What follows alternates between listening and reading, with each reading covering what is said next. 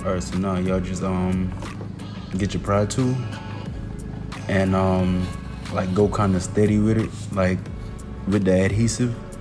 If yours is like mine, as y'all can see right there, is like the adhesive is already worn, so you just take your pry tool and just go along the adhesive, the plastic one, so it won't, you know what I'm saying, scratch your paint.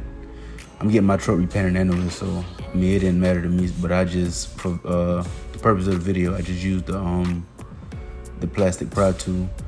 So yeah, y'all just